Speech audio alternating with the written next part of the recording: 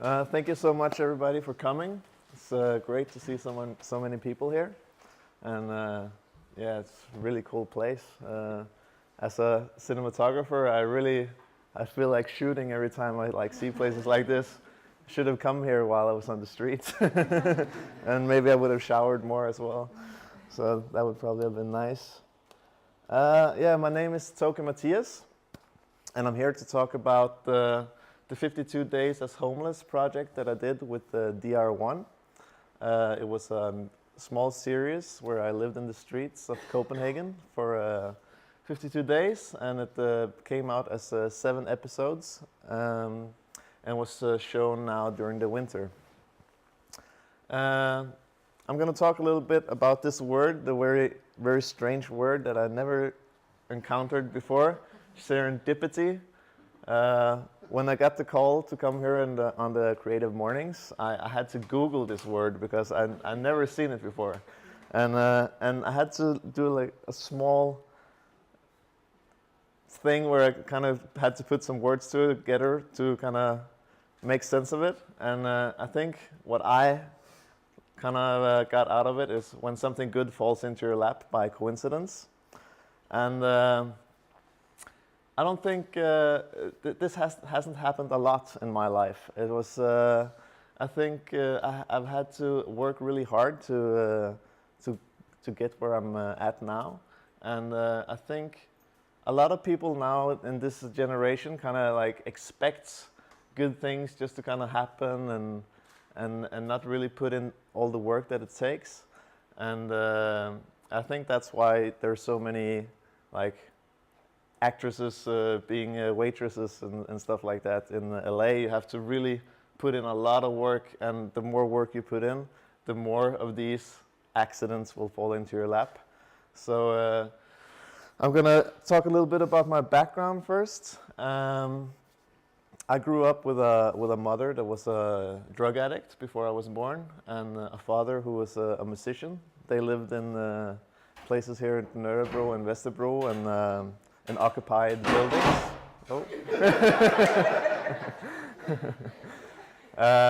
So they just occupied buildings and were kind of squatters, and none of them really worked much while I was growing up.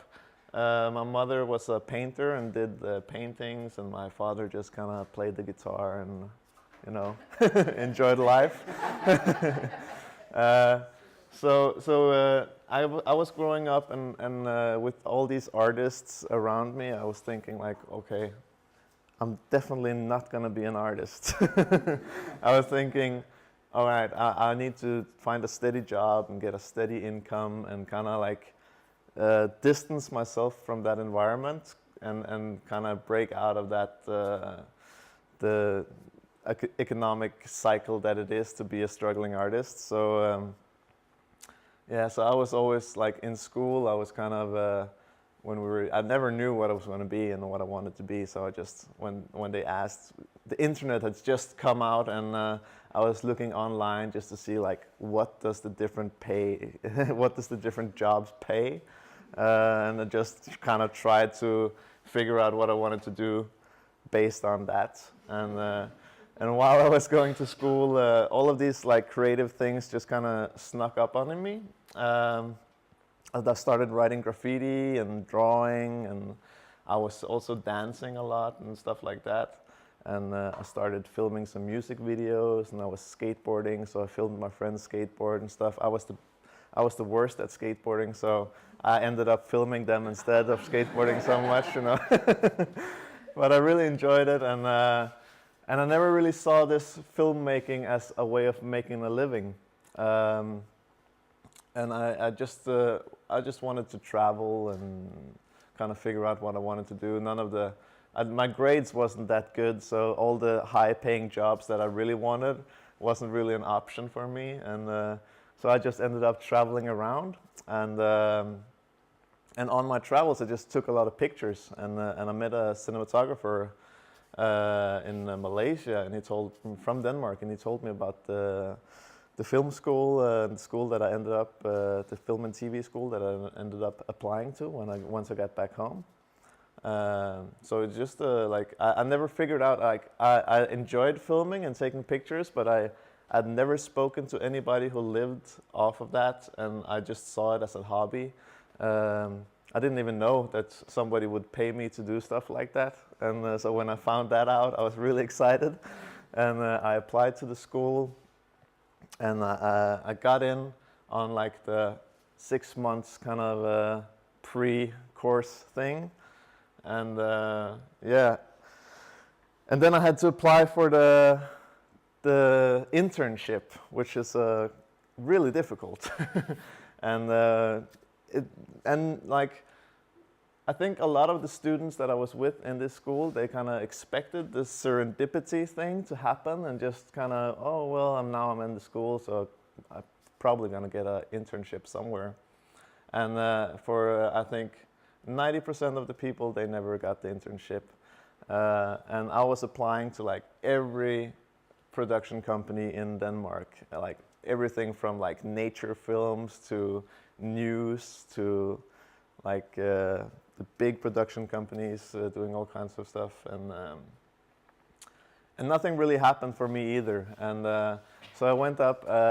Then I took some extra courses, and like I just kind of hung around on the school doing like motion graphics and still photography and all kinds of just kind of to be in the environment. And I figured out like, okay, it's not gonna just come by itself. So I went to talk to the principal, and they told me to that every Wednesday they had a guy going out to the production companies and talking them up, like trying to get them interested in getting more students as interns.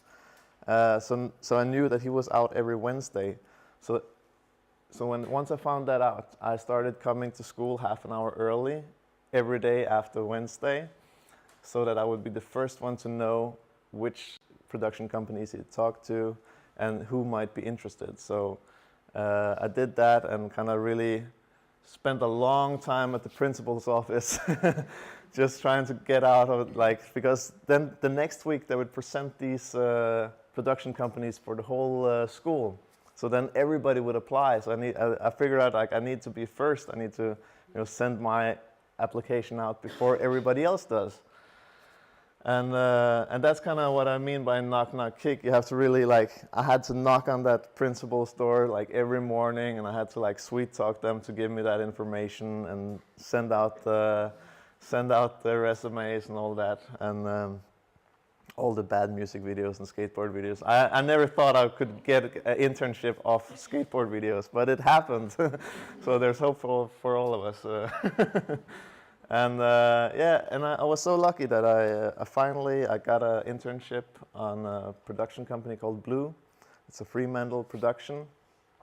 And from there on, I just kind of I knew that I had these. The internship is 4.5 years, so it's a long time to be broke, and I was, and I just thought to myself, I have to just take all the jobs I can get while I'm here. Like I did so much work. I put in all the hours and really put in all the work to get as many connections that I could, and try so that I had the broadest network once I got out. And when I got out, I was lucky that I'd worked with so many great people that I could actually start working as a freelance right away. And I'm really thankful for that. And and then I worked as a freelance cinematographer and videographer for 5 years. And all of a sudden, this program showed up, and I was while I was at the production company Blue, the kind of the infrastructure of that company was that they made a lot of their own ideas. They were writing new TV programs, and it was a really creative idea, and I really admired that, and I found that very interesting. So I started writing. I talked to the owners, and I was, how do you write these TV shows? How do you come up with them?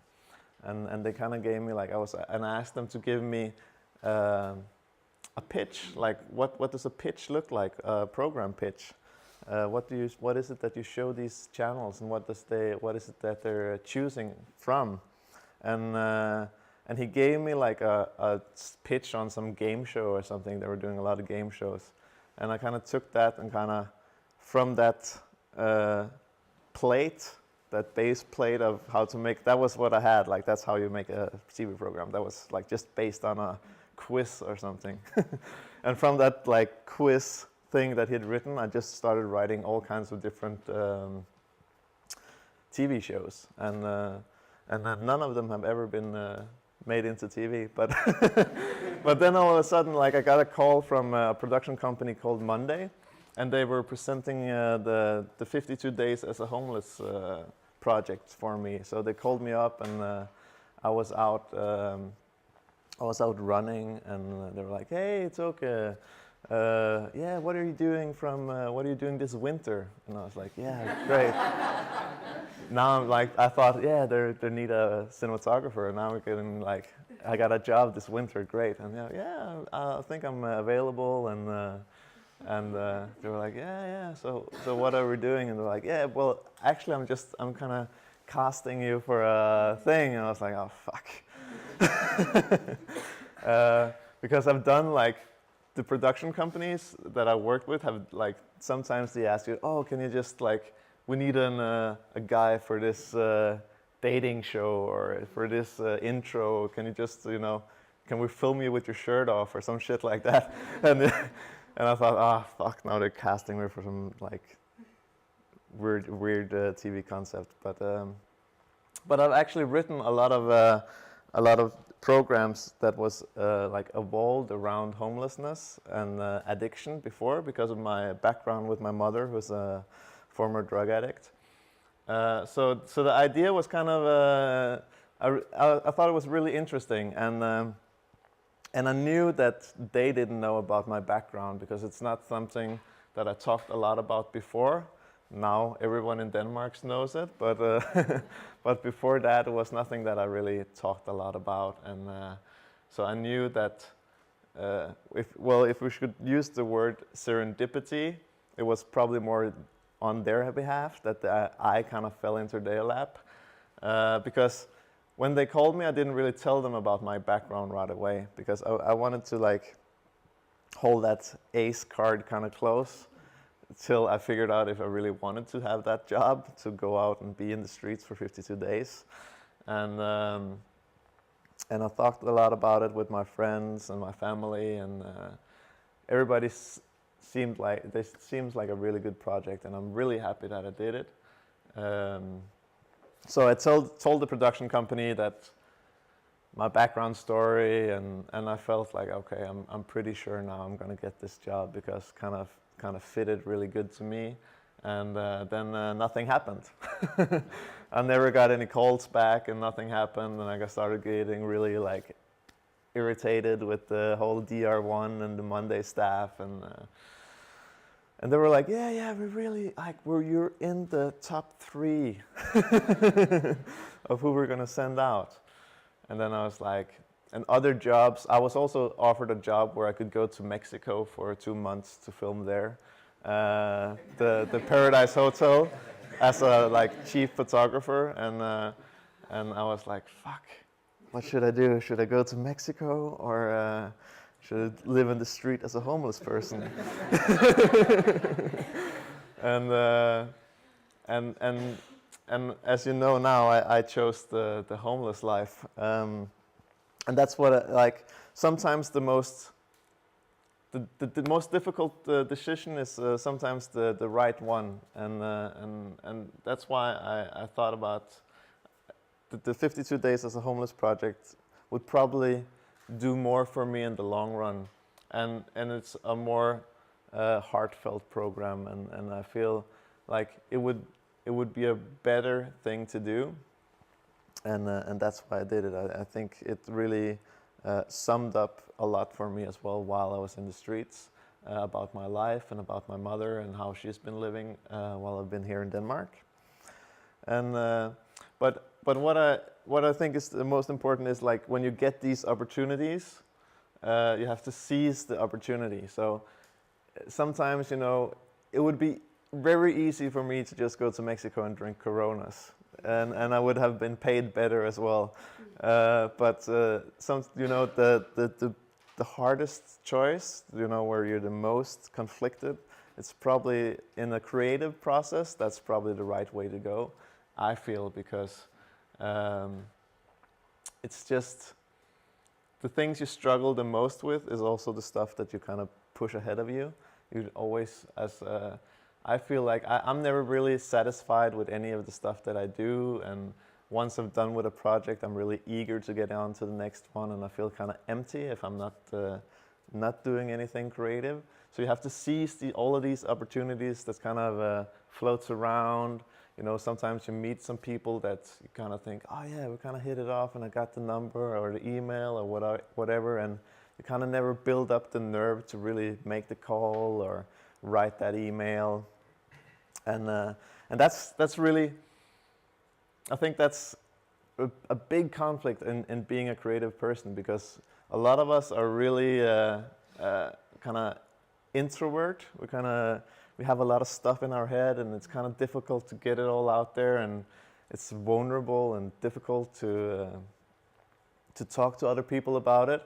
So what I'm trying to do now is, because even after I did the whole the TV show, and we had it was a great success and got really nicely published, and everybody talks really nice about it, it's still difficult for me to kind of, knock in the doors and do the stuff that I want to do. And I think that's kind of a ongoing thing as creative people. This serendipity doesn't really happen that often. So you really have to take control and make stuff happen for yourself. And that's what I call this the scary stuff. All the scary stuff that we have to do to kind of get what we want to get and go where we want to go. And I find this is the most difficult part of my job is this, write the emails to the people that have the projects that I want to work on and all of this stuff. I kind of always I hope that the jobs will kind of fall into my lap.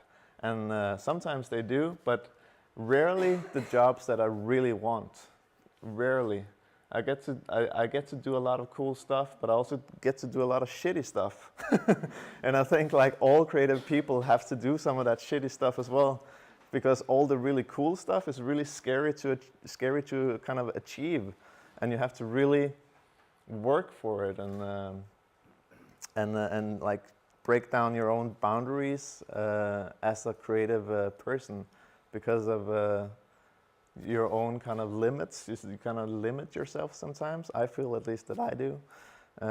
So what I really wanted to say is just I think all of us should just go out and every day trying to do some of that scary stuff that we have on the list. I always have a to-do list of this stuff I need to do and I want to do to kind of achieve the next thing, the next level of creative projects that I'm going to do.